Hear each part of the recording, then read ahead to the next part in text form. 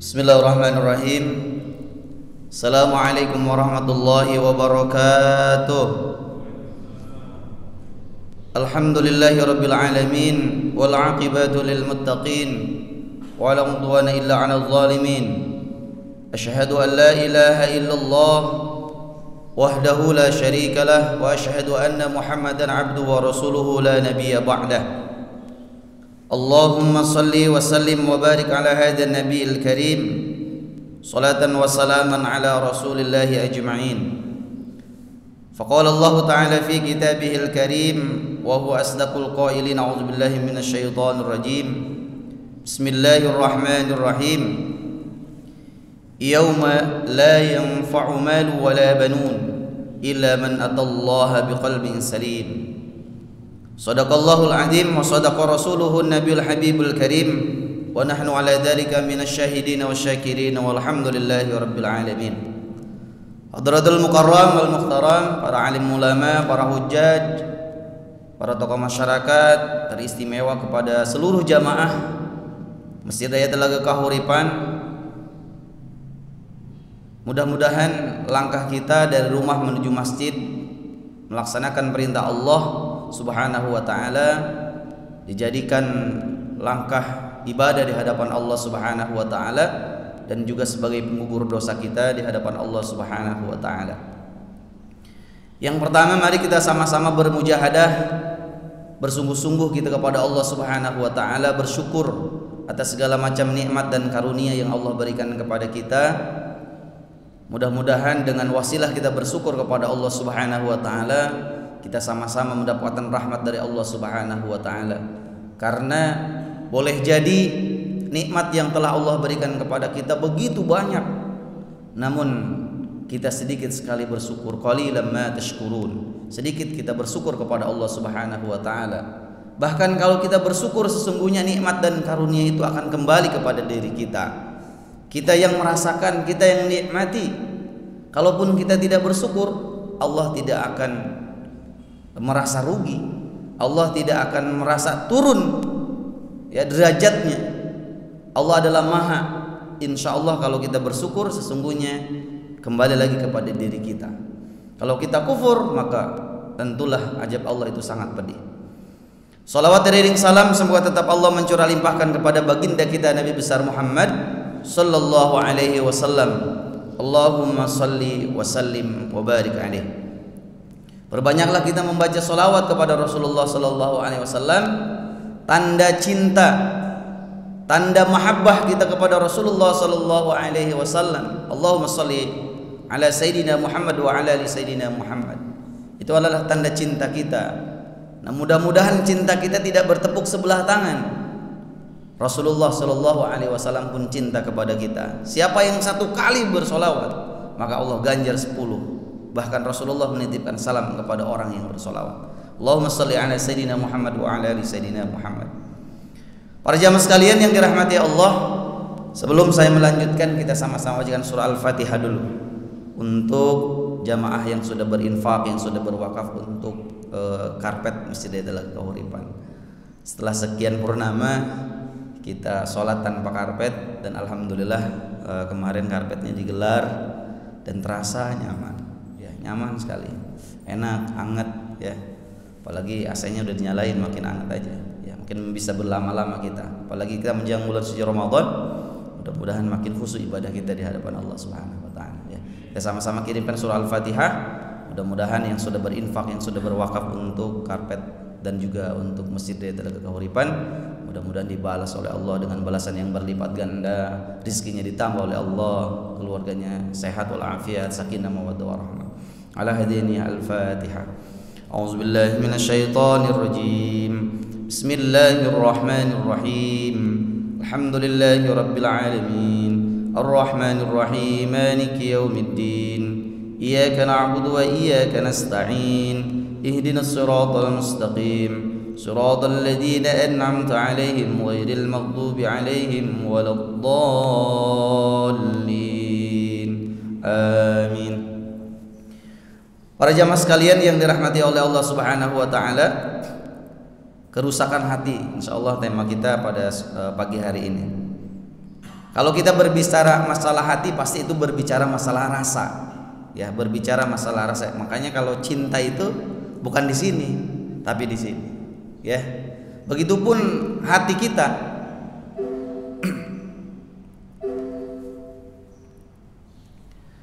Orang yang selamat yang senantiasa menjaga hatinya. Orang yang selamat adalah orang yang senantiasa menjaga hatinya. Hatinya dijaga untuk siapa? Untuk Allah Subhanahu wa taala.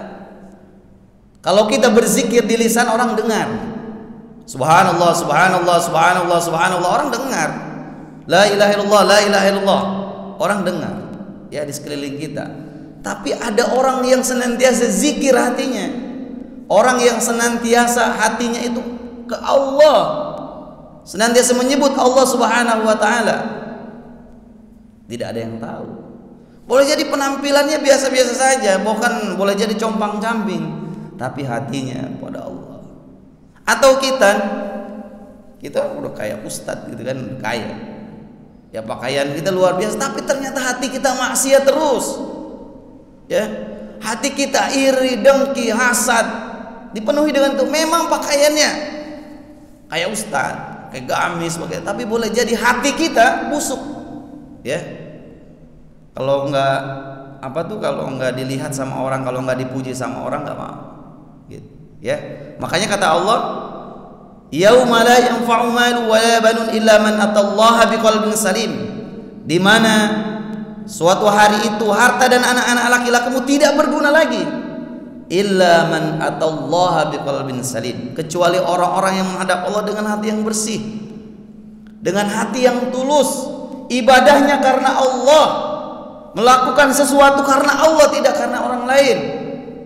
Di masjid kita beribadah, datang ke masjid bukan karena pengen dilihat kita mau ke masjid, bukan karena sesuatu, tidak, tapi karena Allah menggugurkan kewajiban kita kepada Allah Subhanahu wa taala. Maka kalau hatinya lurus, insya Allah selamat. Ya, selamat di dunia dan juga insya Allah selamat di akhirat.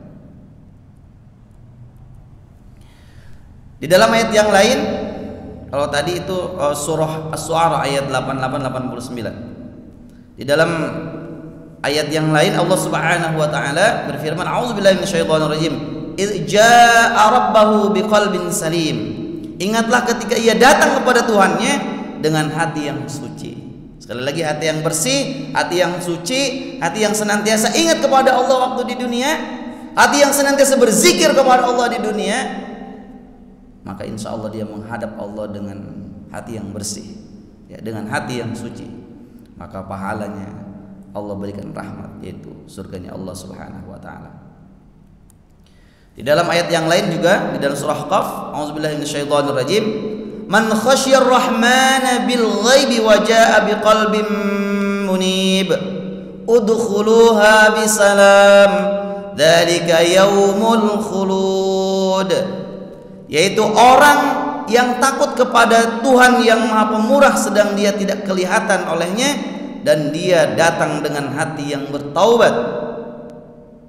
Di ayat selanjutnya, masuklah surga itu dengan aman, itulah hari kekekalan.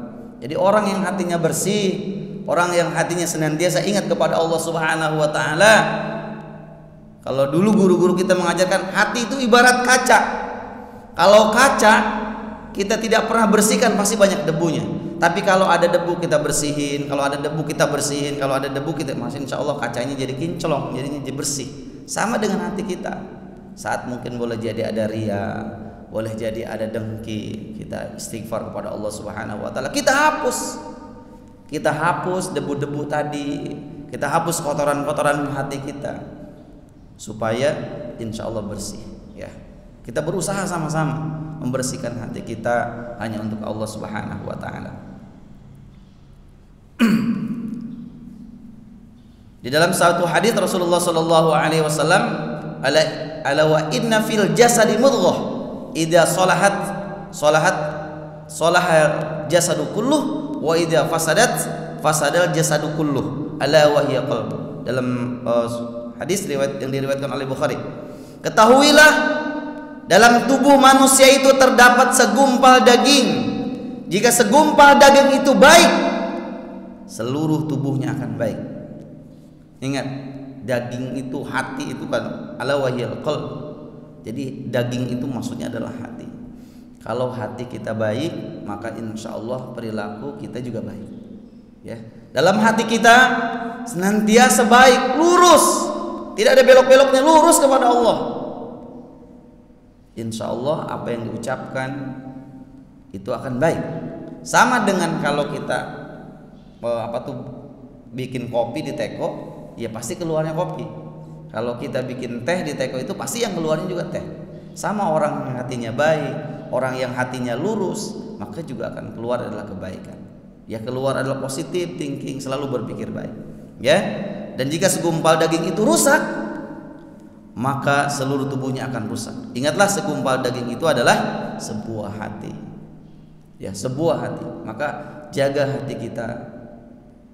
Kalau Agim kan jagalah hati, itu ada satu syairnya. Jagalah hati, jangan kau kotori. Jagalah hati, cahaya hidup ini, begitu. Maka kalau orang yang hatinya bersih, orang yang hatinya lurus, dia akan selamat fid dunya wal akhirah. Tidak punya hati, biasanya sering ya di masyarakat kita, aduh nggak punya hati. Biasanya kata-kata itu sering muncul, sering kita dengar, nggak punya hati nih, ya. Apa saja biasanya itu berkaitan dengan hal-hal yang negatif, ya biasanya. Misalnya tidak ada rasa empati, udah susah, payah, capek, terus aja deh, ya. Kalau misalnya kita lagi jalan-jalan naik kendaraan umum, misalnya naik kereta, sudah tahu ada orang yang hamil, perutnya sudah besar, udah jalan juga tergopo-gopo. Kita yang sehat, yang muda, diem aja, padahal dia butuh duduk gitu. Biasanya kita nggak punya hati banget, apalagi dia masih muda. Nah, biasanya begitu, ya. Ada yang nenek-nenek tua datang misalnya naik kereta, lantas kita diem aja yang muda. Biasanya, ayo dong, nggak punya hati beneran. Tapi orang-orang yang senantiasa menolong, hatinya bersih, tanpa disuruh aja dia langsung, ada silakan, mempersilahkan orang lain. Itu biasanya tidak ada rasa empati tuh, orang biasanya nggak punya hati. Orang tua yang menganiaya anaknya, biasanya kita sering dengar ya, kita sering orang tua nggak punya hati, gitu ya. Anaknya sendiri, buah hatinya sendiri dianiaya, disakiti. Itu biasanya kita sering menyebutnya orang apa tuh nggak punya hati. KDRT, baik suami atau istri, apalagi sekarang, ya nggak boleh tuh Pak Joko misalnya sembunyi-sembunyi punya cem-ceman, ya kan, bisa. Itu kan ada tuh dipotong anunya kan, waduh gawat itu urusannya. Itu KDRT itu gak punya hati tuh. Kalau Pak Joko mah lurus dia maka, ya, tidak mendua, setia. Menyiksa asisten rumah tangga dan lain sebagainya. Biasanya hal-hal yang buruk gitu ya, berkaitan dengan hal yang buruk. Mereka bukan gak punya hati, ya. Kata Rasulullah sallallahu alaihi wasallam atau di dalam firman Allah Subhanahu wa taala dalam surah Araf ayat 179. وَلَقَدْ ذَرَأْنَا لِجَهَنَّمَ كَثِيرًا مِنَ الْجِنِّ وَالْإِنسِ لَهُمْ قُلُوبٌ لَا يَفْقَهُونَ بِهَا وَلَهُمْ أَعْيُنٌ لَا يُبْصِرُونَ بِهَا وَلَهُمْ آذَانٌ لَا يَسْمَعُونَ بِهَا أُولَئِكَ كَالْأَنْعَامِ بَلْ هُمْ أَضَلُّ Ulaika humul ghafilun. Gitu. Mereka yang tadi bukan nggak punya hati, ya, punya hati. Cuman kata Allah, dan sesungguhnya kami jadikan untuk atau isi neraka jahanam kebanyakan dari jin dan manusia. Mereka mempunyai hati, tetapi tidak dipergunakan untuk memahami ayat-ayat Allah, dan mereka mempunyai mata, tetapi tidak digunakan untuk melihat tanda-tanda kekuasaan Allah, dan mereka mempunyai telinga tapi tidak dipergunakan untuk mendengar ayat-ayat Allah. Mereka itu sebagian seperti binatang ternak, bahkan lebih sesat lagi. Mereka itulah orang-orang yang lalai. Jadi mereka mempunyai hati tapi tidak dipergunakan, ya.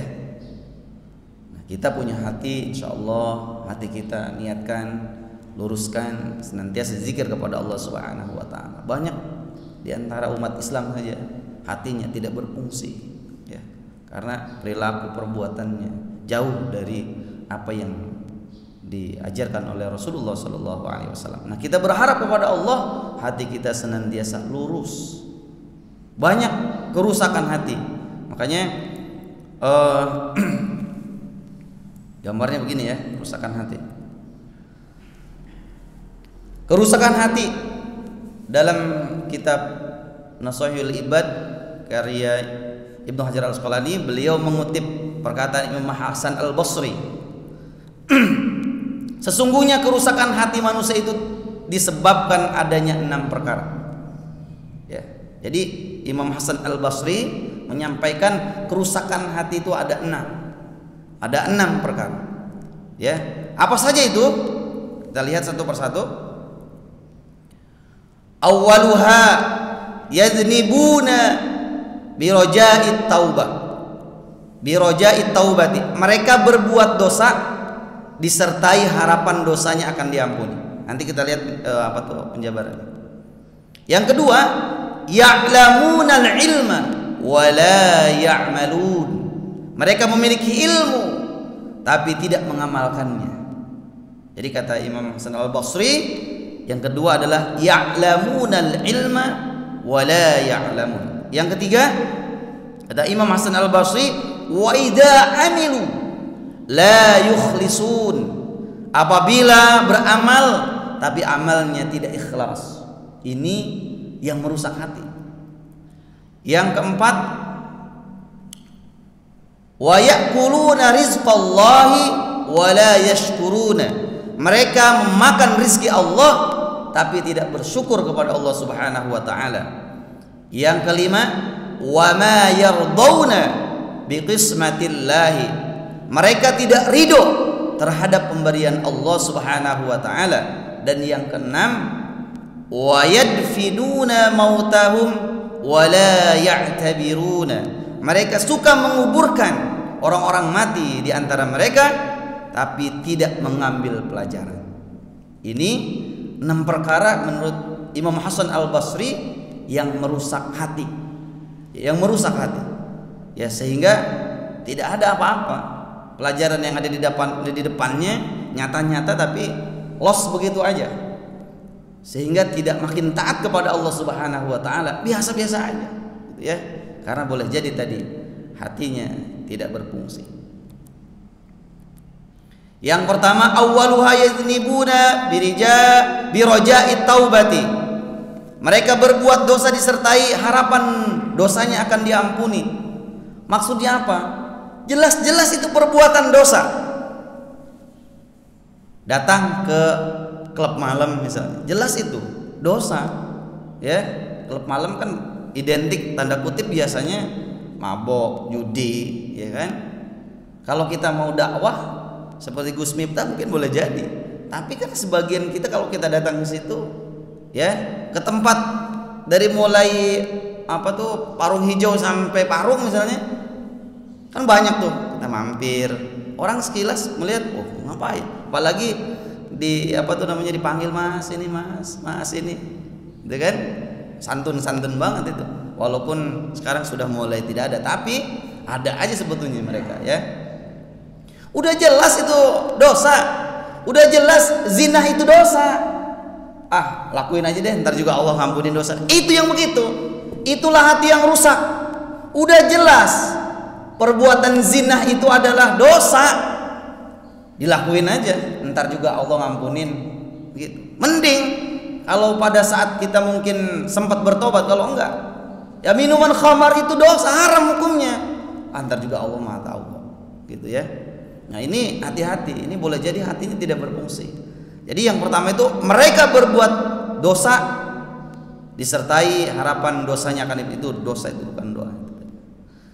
Ibnu Athaillah menyebutkan dalam Al-Hikam, hati yang mati atau yang rusak itu tidak merasa bersalah saat melakukan perbuatan dosa. Ini, ya. Jadi hati yang rusak, hati yang mati itu tidak merasa bersalah pada saat melakukan perbuatan dosa, pada saat melakukan perbuatan maksiat. Banyak maksiatan, yang kita lakukan, tapi biasa, tenang-tenang aja. Tenang, umur saya masih panjang nih, saya masih muda. Ya, apalagi di kalangan anak-anak muda kita. Manfaatkan masa muda kita untuk hura-hura misalnya. Nah, itu salah. Gitu ya. Manfaatkan masa hidup kita untuk beribadah kepada Allah Subhanahu wa taala. Kalau kita berbuat maksiat, korupsi, curang dan lain sebagainya itu, kita ngerasa aman, boleh jadi hati kita sebetulnya rusak. Ya. Maka harus dibetulkan. Makanya kata Imam Hasan al-Basri, orang yang senantiasa merasa dosanya itu melakukan perbuatan dosa lantas dia tenang-tenang aja, itulah hati yang rusak. Jika engkau sudah tahu perkara maksiat atau perbuatan maksiat, perbuatan zina, perbuatan hal-hal yang buruk, maksiat dan lain sebagainya yang buruk, ya, membiarkan orang lain berbuat maksiat juga, di sekeliling kita sudah tahu itu, atau saudara kita berbuat maksiat, kita diem aja, ya. Kalau satu kampung misalnya ada perbuatan dosa, bukan urusan saya. Pada saat azab Allah datang, barulah. Karena pada saat azab turun tidak kenal dia baik atau buruk, udah semuanya kena, dilibas di situ, ya. Jadi jangan merasa aman pada saat kita melakukan perbuatan dosa. Boleh jadi sebetulnya hati kita tidak berfungsi. Tapi kalau hati kita berfungsi, hati kita baik, hati kita senantiasa kepada Allah, oh ini dosa nih, ini nggak benar nih. Atau ada orang yang mau mengajak kita, enggak, itu saya enggak, ya. Saya waktu kuliah S2 itu ada yang teman-teman udah kita habis kuliah itu refreshing dulu yuk ke tempat yang nyanyi-nyanyi itu karaoke itu. Enggak, kata saya, ya jangan ajak saya yang begitu-gitu, ya. Saya tahu cuman mau nyanyi Haji Roma Irama kadang itu kan, tapi saya nggak mau, itu pasti negatif. Senantiasa saya nggak mampu yang begitu, ya. Saya khawatir ada orang melihat. Saya bilang, saya di Masjid Telaga Kahuripan saya imam, saya kuliah saja, kalau kesini mah enggak, gitu ya. Jadi teman-teman tahu kalau udah pulang kuliah saya pulang pasti, ya. Mereka pada mampir dulu biasanya. Yang kedua, kata Imam Hasan al-Basri, ya'lamunal ilma wa la ya'lamun. Mereka memiliki ilmu tapi tidak mengamalkannya. Ya, kata Imam Al-Ghazali yang pertama, sungguh hati manusia itu mati kecuali mereka yang berilmu. Ya, sungguh hati manusia itu mati kecuali orang yang berilmu. Sungguh mereka itu berilmu itu lena. Sesungguhnya mereka berilmu itu lena kecuali mereka beramal. Bangga dengan ilmunya, aman dengan ilmunya, terlena dia, ya. Lantas dia tidak mengamalkannya kecuali yang mereka yang beramalkan, atau kecuali mereka yang beramal. Sesungguhnya mereka itu beramal, itu tertipu kecuali yang ikhlas. Nah, gitu. Oh, banyak amalnya. Pokoknya kalau ada pembangunan masjid luar biasa. Makanya tadi orang yang hatinya mati kecuali orang yang berilmu. Berilmu pun tidak cukup. Kalau hanya sekedar berilmu, lantas dia terlena dengan keilmuannya, merasa takabur, merasa sombong. Oh, saya ahli ini, tenang urusan pokoknya, ya, beres, bisa, masalah selesai dengan keilmuan saya. Terlena tanpa amal, itu sia-sia. Orang yang beramal juga sia-sia, ya, kalau dia tidak ikhlas, begitu, ya. Imam Al-Ghazali menyampaikan seperti itu, luar biasa, ya. Orang yang hatinya mati kecuali berilmu, orang yang berilmu kecuali yang beramal, orang yang beramal kecuali yang ikhlas. Mudah-mudahan berwakaf kita di Masjid Raya Telaga Kahuripan itu karena Allah. Jadi sudah disampaikan, hati yang lurus melakukan satu perbuatan, ingat, bukan karena siapa-siapa. Saya menyumbang ini, saya berinfak ini, saya berwakaf ini karena Allah Subhanahu wa taala, bukan karena yang lain, ya. Makanya ada satu mahfuzat, ilmu tanpa amal bagai pohon tanpa buah. Al ilmu bila amal kasyajarati bila samar. Orang yang ilmu tanpa amal itu bagai pohon yang berpohon mah buah, ada pohonnya tapi tidak dihasilkan manfaatnya. Maksudnya orangnya ada, berilmu tapi amalnya nggak ada, tidak dirasakan oleh orang banyak. Ilmunya mungkin sederhana, biasa-biasa aja, ya. Dia hanya paham rukun sholat, dia paham rukun iman, rukun Islam, cuman itu mesti ilmunya. Tapi senantiasa orang lain diajarkan nih, kalau sholat tuh itu ada rukunnya, ada rukun qalbi, ada rukun fi'li, Ya, nih rukun qalbi itu apa misalnya? Diajarkan kepada orang sehingga orang paham. Oh, pada saat takbiratul ihram Allahu akbar, antara huruf alif dan huruf ro terakhir barnya itu dia senantiasa niat, saya niat sholat subuh 2 rakaat menghadap kiblat sebagai makmum karena Allah Subhanahu wa taala. Kalau saya baca usolli fardhu subhi, itu lafzun, lafaznya itu belum disebut niat, belum.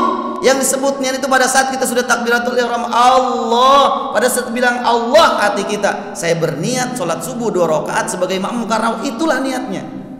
Allahu akbar gitu. Ya. Jadi kalau Allahu akbar, lantas niatnya di mana?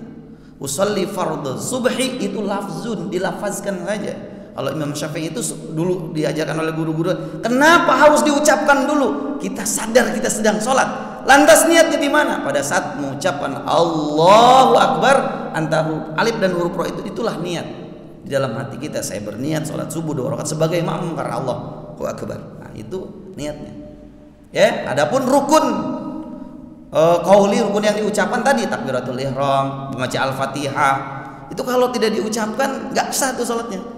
Dalam ilmu fikih, ya dalam ilmu syariat lain kalau misalnya udah sampai ke tingkatan hakikat. Dan di sini pun kan ada tingkatannya, hati pun ada tingkatannya. Kalau kita sekarang syariatnya dulu, Allahu Akbar, kita nggak baca Allahu Akbar kabir, walhamdulillah, nggak terdengar, minimal terdengar oleh telinga kita. Nggak usah terdengar oleh orang lain, nanti orang lain terganggu. Minimal terdengar oleh telinga kita. Ya. Alhamdulillahirabbil alamin arrahman. Tapi kalau saya baca Al-Fatihah dalam hati, itu rukun qaulinya nggak dilaksanakan. Ya, kalau kata guru saya dulu nggak sah tuh sholatnya, gitu. Nggak dianggap sholat karena itu harus diucapkan, gitu. Bukan rukun qalbi. Oke, jadi yang kedua, mereka berilmu tapi tidak mengamalkannya. Ya, jadi kalau kita punya ilmu, apapun ilmunya yang baik, ya. Bisanya cara membersihkan karpet, ilmunya begini nih, kan ilmu tuh dipakai sama orang, nah itu bermanfaat. Nih cara cara ini kalau kita begini, ini begini nih, nah, itu berarti kita berikan ilmu. Insya Allah dengan amal seperti itu akan menyelamatkan kita di akhirat kelak. Yang ketiga, wa idza amilu la yukhlisun. Ini paling ini ya, mulai dalam lagi. Apabila beramal dia tidak ikhlas. Ini sebetulnya semua ini adalah untuk pengingat buat diri saya, ya. Jadi apabila beramal dia tidak ikhlas, ria, dia ingin dilihat sama orang lain. Kalau dia berinfak, berwakaf atau berinfak, itu mesti disebutkan namanya. Nanti di pengumuman masjid Jumat yang akan datang sebutin ya, saya berinfak sekian, nah, gitu. Ya. Ikhlas itu berat, tapi harus dicoba. Jadi jangan dijadikan alasan untuk tidak beramal. Jadi, aduh ikhlas itu berat, saya nggak mau beramal lah. Itu salah tuh, ya. Ikhlas berat nggak bisa. Apa tuh boleh jadi kita aja, saya aja mungkin belum tentu mampu, ya. Tapi harus dicoba. Udah dibiarin deh. Ya kalau guru-guru kita ngajarin kan gini, udah ikhlas itu kayak buang air besar. Udah selesai di situ, udah beres, nggak usah diingat-ingat. Tadi warnanya apa? Nggak usah. Ya, udah ikhlas aja. Begitu, ya.